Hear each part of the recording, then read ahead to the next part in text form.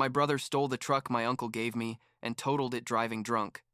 My parents begged me not to press charges, but I did anyway, and now Blake has a criminal record, thousands in debt, and lost his license for years. I'm 21 years old. I work at a mechanic shop since I got out of high school. And honestly, I need to tell this story because what happened at Christmas a few months ago was basically the straw that broke the camel's back. After years, literally years, of putting up with my brother Blake's shit and watching my parents protect him no matter what he did. The thing is, this didn't start recently. I mean, this pattern of crap has been going on since we were kids, and looking back, I should have realized way sooner that my family was never going to change, you know? But I guess when you're the son who always tries to do things right, like, you work hard, you behave well, you try to be responsible, a part of you keeps hoping that eventually your parents will see what's really happening. Spoiler alert, they don't.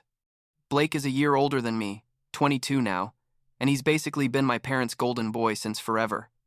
And when I say golden boy, I don't mean he was perfect or talented or whatever. I mean he could do literally anything. And my parents, Karen and James, would find a way to justify it or blame me. It was like that since we were little. I remember when I was like 8 years old, I built this model airplane with my grandfather before he died. I spent weeks on that thing, painted it, put stickers on it, everything, and I was super proud because it was the last thing I did with him before he passed. One day I came home from school and found it destroyed on my bedroom floor, like completely smashed to pieces. And Blake was standing there with that shit-eating grin he had when he knew he'd done something bad, but also knew nothing was going to happen to him. I told my mom, crying, literally crying, because it was the only thing I had left from my grandfather, and she just said it was probably an accident, that Blake didn't do it on purpose, that I should forgive him and be the older brother in maturity, even though he was older in age. Can you believe it? I was the devastated 8-year-old, and I was supposed to be the mature one. That repeated over and over and over again. Blake broke my Nintendo DS when I was 12, stomped on my new headphones when I was 14, scratched all my favorite CDs when I was 15. Every time, every damn time, my parents found an excuse. That Blake was going through a difficult phase, that I was too materialistic, that I should share more with my brother, that it was just an accident. Never, and when I say never, I mean not once in all those years, did Blake face real consequences. Meanwhile, I was working mowing lawns in the summer to buy myself new things because I knew if I asked my parents for them, they'd say they couldn't afford it. But magically, they always had money when Blake needed something. Things reached a breaking point when I was 18 and had just graduated from high school. I'd saved up for 2 years, literally 2 years of working after school and on weekends, to buy myself a laptop because I wanted it, to take some online courses in automotive mechanics since I wasn't going to college. It was a Dell, nothing fancy, but to me it was everything because I'd earned it myself, you know? Well, one day I came home from work and the laptop was on the floor. The screen completely broken. And when I say broken, I don't mean a small crack. The screen was literally shattered like someone had hit it with a hammer. Blake said he accidentally dropped it, but the laptop was stored in my closet. I mean, how the hell do you drop something you took out of someone else's closet? I asked my mom what she was going to do about it, and she said these things happen, that Blake had already apologized, that I was overreacting. That's when I exploded. Told her I was leaving that house because I was tired of them always defending him no matter what, and she told me that if that was my attitude, then maybe it was better if I left, that I was being dramatic and disrespectful. I called my Uncle Leonard, my mom's older brother, and told him everything. Leonard is an amazing guy. He retired from the police force like 10 years ago, and he was always the only adult in my family who really listened to me and supported me. He told me I could move in with him no problem, that he had an extra room and would gladly help me while I got established. So that same week, I moved out. My parents barely said anything. I think my dad said something like, he hoped I'd learn to be less selfish, which was ironic coming from the guy who had just bought Blake his second car after he wrecked the first one, driving like an idiot. Living with Uncle Leonard was the best thing that could have happened to me. He treated me like an adult, respected my stuff, gave me advice without sermons, and basically showed me what a normal, healthy family relationship looked like. I worked full-time at the shop, saved money, took my online courses, and for the first time in my life, I felt like I was building something without anyone, sabotaging it. And then, like 6 months after moving in, Uncle Leonard gave me something that would change everything. One night, I came home from work, and there was a 2008 Ford F-150 parked in the driveway, navy blue, in excellent condition considering the years. Leonard came out with the keys in his hand and told me, "It's yours. I bought it years ago, and I don't need it anymore now that I have the new one, but it's well maintained, and it'll serve you well." I almost cried. I'm not gonna lie, because no one had ever given me something like that, something so meaningful, without expecting anything in return. That truck became my pride and joy. I took care of it like it was made of gold. I washed it every weekend, did all the maintenance myself at the shop, changed the oil religiously every 3,000 miles, put new tires on it with my first bonus, even installed a better stereo. It was my freedom, my independence, proof that I could have nice things if I worked for them. For almost 2 years, everything was relatively fine. I didn't see my parents or Blake much. Maybe we'd cross paths at Thanksgiving or something, but I kept my distance because it was just easier than dealing with their shit. But then, like a year and a half ago or so, Blake crashed his third car. The third in 4 years. Let me repeat that. The third. This guy couldn't keep a car running because he drove like a maniac, never did maintenance, and treated cars like they were disposable. After the third crash, my parents apparently decided they couldn't keep buying him cars anymore. Imagine that. It took 3 destroyed cars for them to reach that conclusion. So Blake was left without transportation, and the problems started. First, my mom called me, all sweet and friendly, asking how I was, saying she missed me, that we should see each other more often, all that manipulative shit she did when she wanted something. Eventually, she got to the point, said Blake needed a car to get to work, that I had that. Big truck, I didn't really need.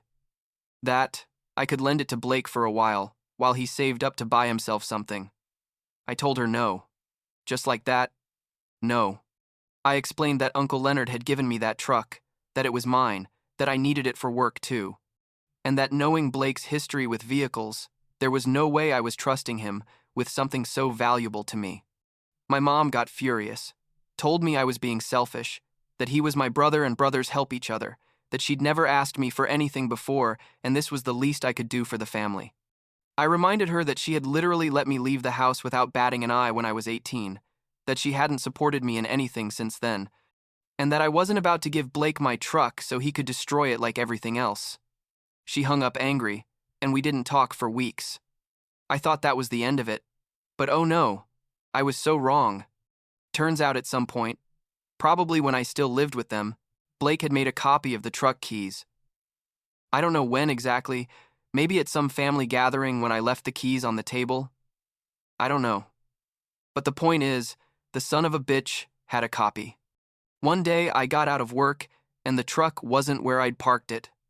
I went into complete panic, called the police to report it stolen, called Uncle Leonard. I was frantic because it was literally my only form of transportation and my most valuable possession.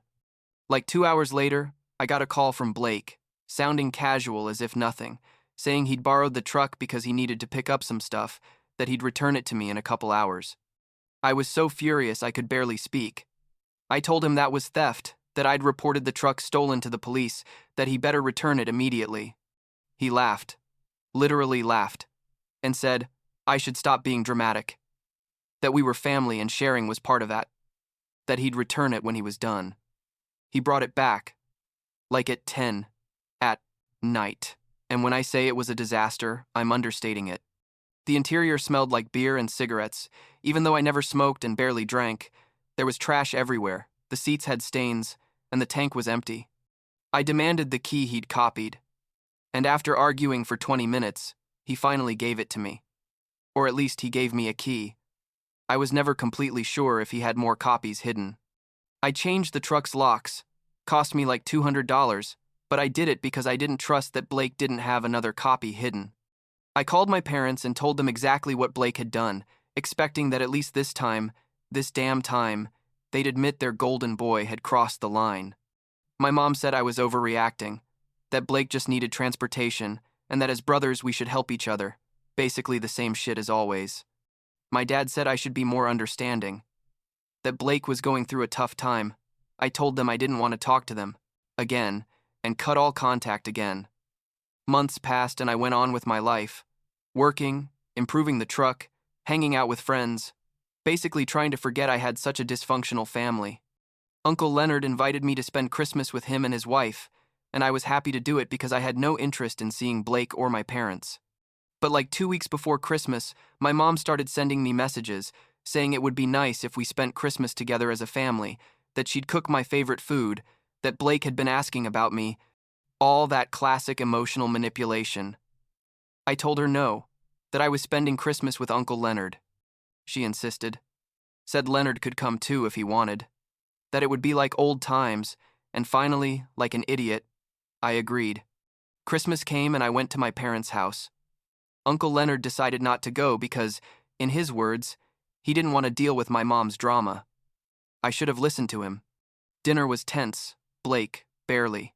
I talked to me. My parents made forced conversation. And I basically counted the minutes until I could leave.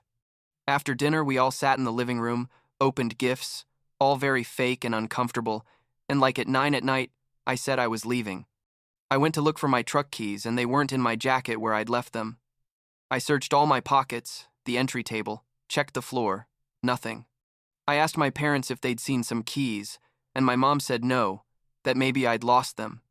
I went out to check the truck thinking maybe I'd left them inside by accident, even though I never did that, and the truck wasn't there. It wasn't in the driveway where I'd parked it. I went back inside, furious, and asked Blake directly where the hell my truck was. He put on that fake innocent face he always wore and said he didn't know what I was talking about. My mom immediately came to his defense, saying I should stop accusing Blake of everything, that I'd probably parked somewhere else and forgotten. I yelled that I knew perfectly well where I'd parked and that Blake had obviously taken the keys and driven off with the truck. My dad stepped in saying I should calm down, that he wasn't going to allow me to talk to my brother like that in his house, and I was literally about to explode.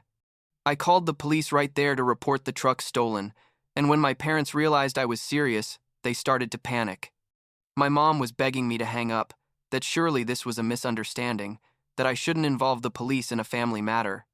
I told them Blake had stolen my truck, that this was the second time, and that this time he was going to face real consequences. Like half an hour later, I got a call from the police. They'd found my truck. It was in a ditch on the main highway, like 5 miles from my parents' house, the front completely wrecked, and Blake was there with them. Apparently, the idiot had taken the truck to go to a party, got drunk, and on the way back had lost control on an icy curve, and crashed it into a snowbank. The officers detained him right there when they arrived because, besides being obviously drunk, they discovered his license had been suspended since the last accident he'd had months earlier. They arrested him for driving under the influence, driving with a suspended license, reckless driving, and vehicle theft. I went straight to where the truck was, and I almost had a heart attack when I saw it. The front was completely crushed, the bumper hanging, the radiator burst, fluids dripping everywhere, the lights broken. The officers told me it was probably a total loss considering the vehicle's year and the cost of repairs. I just stood there staring at my destroyed truck, the truck Uncle Leonard had given me, the truck I'd taken care of like it was my baby, and I felt like I was going to throw up or punch something or both. Blake was handcuffed in the patrol car, not looking so cocky now, and my parents had arrived too, my mom, crying, and my dad trying to talk to the officers. The officers were very clear. Blake was being arrested and processed. I'd have to file formal charges for the vehicle theft if I wanted to proceed with that, and insurance would handle the rest. I filed the charges without hesitation, and when my mom heard me tell the officer that yes, I wanted to proceed with charges, she started yelling at me. How could I do that to my own brother? That this would ruin his life? That please I should reconsider. I told her Blake had ruined his own life by making shitty decisions over and over again, without consequences, and that maybe it was time he finally learned that actions have consequences. My dad said I was vindictive and cruel. That family should resolve this privately, and I just left. My parents paid Blake's bail using borrowed money from relatives and part of their retirement funds, basically destroying their financial stability to get him out of jail. Blake faced multiple charges. had to hire a lawyer that cost them thousands of dollars they didn't have, and eventually reached a plea deal with the prosecution where he pleaded guilty to several charges in exchange for a lighter sentence. Still, he ended up with probation, community service, fines that added up to thousands of dollars, plus court costs, his license suspension extended for years, and permanent criminal records. The truck was a total loss, like the officers had said. Insurance paid the market value, which was quite less than what the truck was worth to me emotionally, but it was enough to buy myself another decent used vehicle. Uncle Leonard helped me find a 2010 Toyota Tacoma that was in good condition, and although I missed my F-150, at least I had transportation again. Throughout this whole process, my parents kept trying to contact me, leaving voicemails where they blamed me for ruining Blake's life, saying I'd been cruel and ruthless, that I should drop the charges, that families should forgive each other. I blocked their numbers, blocked Blake on everything, and made it very clear I didn't want to know anything about any of them. But it didn't end there. Because like 2 months after all this, Blake had to get a job to pay all his fines and court costs. He got a job delivering pizzas. Ironic considering he couldn't legally drive, so he had to go by bike or have someone take him. One day, I got a message from an unknown number. It was Blake, from someone else's phone, asking if I could lend him money to catch up on his payments. He asked me for $2,000, casual, like it was nothing, like he hadn't stolen and destroyed my truck 2 months ago. I responded with a simple no and blocked that number too. Then, my parents tried another strategy. My mom called me from a friend's phone telling me Blake needed a place to stay because he couldn't afford his apartment anymore with the debts he had, asking if he could move in with me for a while until he recovered financially. The audacity of that question, the absolute audacity, left me speechless for a few seconds. When I recovered my speech, I told her that no way in hell was Blake going to live with me, that he'd made his bed and now had to lie in it, and that they should stop contacting me or I'd seek a restraining order. My mom started crying, saying I was her son. How could I be so cold? That Blake was my brother and was suffering the consequences of a mistake. I told her it hadn't been a mistake, that it had been a series of conscious and selfish decisions he made knowing perfectly well they were wrong, and that I was done being responsible for cleaning up Blake's mess or sacrificing my peace and stability for someone who had never shown an ounce of consideration or respect for me. I hung up and blocked that number too. Now, almost a year after all that, I'm in a much better place. Cutting contact with my parents and Blake was the best thing I could do for my mental health. I don't get manipulative calls anymore. I don't have to worry about Blake stealing or destroying my stuff. I don't have to hear how they blame me for refusing to be the family doormat. Uncle Leonard is still my only real family, the only one who consistently supported me and treated me with respect. He tells me sometimes what he hears about Blake through other relatives. Apparently, he's still struggling with the legal and financial consequences of his actions. My parents are stressed and having money problems from spending so much on lawyers and bail, and everyone thinks I'm the villain of the story for not forgiving and forgetting. But you know what?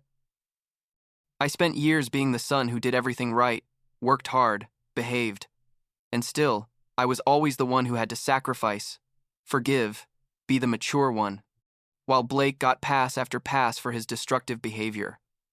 Not anymore. I have a good job, good friends, a reliable vehicle, and peace of mind knowing I don't have to deal with my nuclear family's toxicity ever again. Sometimes I check my voicemail. There are like 50 messages from my parents I've never listened to, and probably never will. I just delete them without opening them. The last time Uncle Leonard asked me if I'd ever consider reconnecting with my parents, I told him the truth, that maybe someday, if they ever truly admit how they treated me and how they allowed Blake to treat me, and if they show genuine change in their behavior, maybe we could have some kind of relationship. But I'm not holding my breath waiting for that, and I'm definitely not going to be the one who initiates that contact. For now, I'm fine with my life as it is, without the constant drama, without the favoritism, without the endless excuses for Blake's behavior. It's liberating, honestly, and although part of me is sad about how things ended, the bigger part is relieved to have finally gotten out of that cycle.